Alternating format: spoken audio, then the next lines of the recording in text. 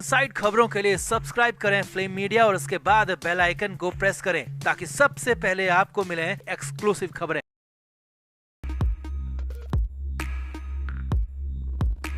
इस वक्त जिस सीसीटीवी फुटेज का इंतजार पूरा मुल्क कर रहा है वो आ चुका है। जी हां, आकांक्षा दुबे मामले का पहला और एक्सक्लूसिव सीसीटीवी फुटेज सामने आया है, जिसमें न सिर्फ आकांक्षा दुबे दिख रही हैं, बल्कि जो शख्स आकांक्षा के साथ होटल के अंदर कमरे के अंदर तक आया था वो भी दिख रहा है। आकांक्षा किस हाल में थी, आकांक्षा की बॉडी लैंग्वेज कैसी थी और साथ में आया शख्स कौन था और वो बार बार किसे फोन कर रहा था, ये सब आपको बताएंगे। तो आप पहले ये सीसीटीवी फुटेज देखें और उसके बाद हम आपको सब कुछ डिटेल में समझाते हैं। तो आगे बढ़ने से पहले आपको बता दें कि हमारे व्लॉग चैनल नीतू की पलटन का लेटेस्ट व्लॉग रिलीज हो चुका है, जिसका लिंक डिस्क्रिप्शन में है। आप भी जल्दी से व्लॉग देखें, लाइक, शेयर और सब्सक्राइब भी करें। तो पहले आपने देखा कि आकांक्षा ब्लैक क्रॉप टॉप और ब्लू जीन्स पहने कार से उतरती दिख रही है। आकांक्षा से पहले वो शख्स कार से उतरता है, आकांक्षा का बैग लेता है और फिर आगे का दरवाजा आकांक्षा के लिए खोलता है। आकांक्षा भी कार से उतरती है और दोनों होटल के अंदर चले जाते हैं। आकांक्षा आगे आगे और वो शख्स पीछे पीछे। इसके बाद दूसरे सीसीटीवी में आकांक्षा और वो शख्स सीढ़ियों से ऊपर जाते दिखाई दे रहे हैं और कमरे में अंदर जाने से पहले बैग से आकांक्षा कुछ खोजती हुई भी दिख रही है। हो सकता है कि आकांक्षा दुबे चाबी या फिर मोबाइल ढूंढ रही हो।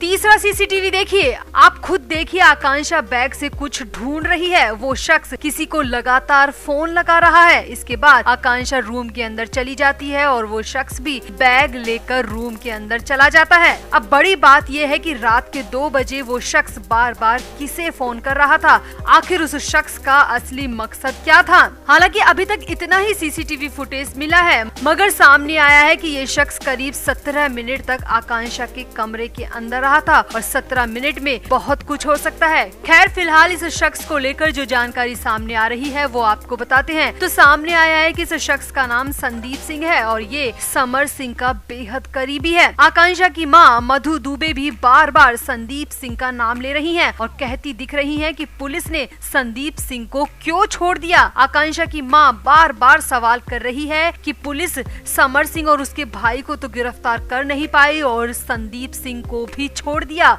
अब सीसीटीवी फुटेज में भी देखा जा सकता है कि 25 मार्च की आधी रात 1:50 पर संदीप सिंह आकांक्षा दुबे को ब्लैक कलर की कार से छोड़ने वाराणसी के सारनाथ स्थित होटल सोमेंद्र रेजिडेंसी तक आता है। उस समय न केवल संदीप सिंह ने आकांक्षा को होटल तक छोड़ा, बल्कि वो होटल के कमरे के अंदर तक भी आया था और आकांक्षा दुबे के कमरे में उसके साथ कुछ वक्त तक रहा था। लगभग 17 मिनट तक दोनों एक साथ कमरे के अंदर थे, जिसके बाद संदीप सिंह होटल से निकलकर फिर से उसी कार में सवार होकर वहां से चला गया। सीसीटीवी फुटेज में देखा जा सकता है कि संदीप सिंह और आकांक्षा दुबे 25 मार्च यानी रविवार की देर रात लगभग 1:50 पर काले रंग की एसयूवी गाड़ी से होटल के गेट के अंदर तक आते हैं। अब आकांक्षा की बॉडी लैंग्वेज की बात करें तो आकांक्षा एकदम नॉर्मल लग रही थी। जो भी मीडिया रिपोर्ट्स में कहा जा रहा है या जो भी होटल बयान दे रहा है वो बिल्कुल गलत है, क्योंकि आकांक्षा सीसीटीवी फुटेज में बिल्कुल नॉर्मल दिख रही थी।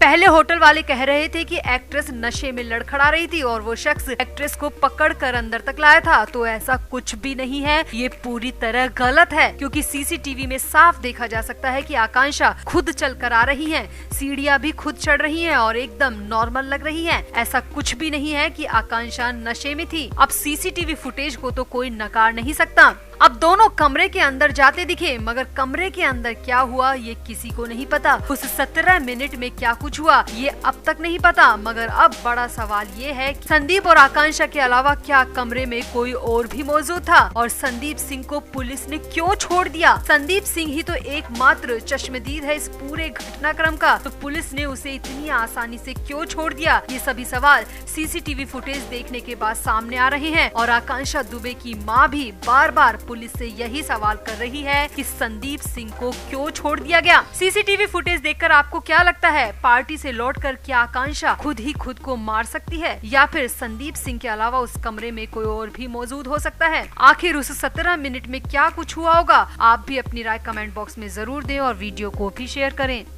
तो आगे बढ़ने से पहले आपको बता दें कि हमारे व्लॉग चैनल नीतू की पलटन का लेटेस्ट व्लॉग रिलीज हो चुका है, जिसका लिंक डिस्क्रिप्शन में है। आप भी जल्दी से व्लॉग देखें, लाइक शेयर और सब्सक्राइब भी करें। तो 4 दिन गुजर चुके हैं मगर आकांक्षा दुबे के मामले में कोई भी अपडेट नहीं है। एक माँ की आंखें रो रो कर सूख चुकी है, एक भाई बिना बहन के सदमे में है, एक परिवार पूरी तरह उजड़ चुका है मगर पुलिस के हाथ पूरी तरह खाली हैं। आकांक्षा दुबे केस की जाँच कर रही पुलिस बिल्कुल वो ही गलतियाँ और वो ही लापरवाही दोहरा रही है जो कि 3 साल पहले मुंबई पुलिस ने की थी। सुशांत सिंह राजपूत की मौत के बाद भी सबूतों को मिटने दिया गया। जानबूझकर ऐसी कोई कोशिश ही नहीं की गई जिससे मामले की तह तक पहुंचते और 3 साल बाद भी सुशांत की मौत सिर्फ एक मिस्ट्री है। मगर आकांक्षा की मौत मिस्ट्री नहीं बननी चाहिए बल्कि हिस्ट्री बननी चाहिए ताकि कलाकारों की होती हत्याओं को रोका जा सके। मगर ऐसा होता दिख नहीं रहा है। जो पहली गलती पुलिस कर रही है वो है उस कमरे को सीज न करना। जी हाँ, सारनाथ के जिस होटल में आकांक्षा दुबे को मृत हालत में पाया गया था उस होटल के कमरा नंबर 105 को अब तक सीज नहीं किया गया है। अमूमन पुलिस ऐसे किसी भी केस में उस पर्टिकुलर जगह, कमरे और घर को सीज कर देती है जहां ऐसा कुछ भी संदिग्ध होता है। मगर लगता है कि पुलिस ने मान लिया है कि ये सिंपल सुसाइड है और पुलिस अपने उसी धर्रे पर काम कर रही है।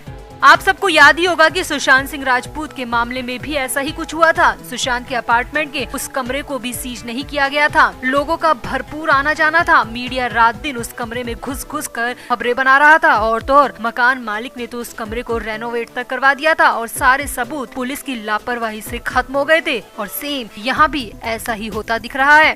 दूसरा मामला सीसीटीवी को लेकर सामने आ रहा है। आजकल पुलिस के पास किसी भी अपराधी को पकड़ने के लिए सबसे पहला जरिया होता है सीसीटीवी। मगर हैरानी की बात सामने आ रही है कि पुलिस ने अभी तक उस रात के सीसीटीवी अच्छी तरह देखे तक नहीं है। सामने आया है कि होटल की तरफ से पुलिस को तकरीबन 7 से 8 घंटे के सीसीटीवी फुटेज दिए गए हैं जिसमें उस रात का सारा घटनाक्रम मौजूद है। मगर हैरानी की बात देखिए कि पुलिस की तरफ से अभी तक सीसीटीवी पूरी तरह देखे तक नहीं गए हैं, सिर्फ ऊपरी तौर पर देखे गए हैं जो कि ऐसे केस के लिए पर्याप्त नहीं है। वहीं सामने आ रहा है कि सीसीटीवी फुटेज भले ही 8 घंटे की दी गई है मगर उसमें बीच बीच में कहीं कहीं पर जर्क है, मतलब कि वीडियो कहीं कहीं पर क्लियर नहीं है, जर्क से भरा हुआ है जिससे कई पार्ट मिसिंग भी है। तो क्या जानबूझकर सीसीटीवी की फुटेज से छेड़खानी की गई है? ये सब पुलिस को पता करने की जरूरत है। तीसरा, पुलिस ने अभी तक होटल के उन कर्मचारियों को लाइन अप क्यों नहीं किया जो कि उस रात मौजूद थे। दरअसल होटल में दिन और नाइट की शिफ्ट के अलग अलग कर्मचारी होते हैं और यहाँ भी इस होटल में भी उस रात को नाइट शिफ्ट ड्यूटी पर अलग कर्मचारी थे। अब नाइट स्टाफ में कौन कौन था पुलिस ने अभी तक इस बारे में भी पता नहीं किया है, जो कि इस केस की इन्वेस्टिगेशन के लिए सबसे ज्यादा जरूरी है। क्योंकि अगर कुछ भी संदिग्ध हुआ होगा तो वहाँ मौजूद कर्मचारियों में से किसी ने तो कुछ तो देखा होगा। मगर पुलिस ने अभी तक नाइट स्टाफ को लाइन अप तक नहीं किया है, जो कि पुलिस की लापरवाही और गैर जिम्मेदारी को दर्शाता है। वहीं नाइट स्टाफ को लेकर जो बड़ी अपडेट आ रही है वो ये है कि 26 तारीख की सुबह जब से स्टाफ के कर्मचारी आउट पंच करके गए हैं तब से वापस लौटे ही नहीं है। जी हाँ, ये बड़ी हैरानी की बात सामने आ रही है कि जिस रात आकांक्षा की मौत हुई उस रात मौजूद होटल के कर्मचारी अभी तक काम पर वापस नहीं आए हैं, जो कि अपने आप में कई सवाल खड़े कर रहा है।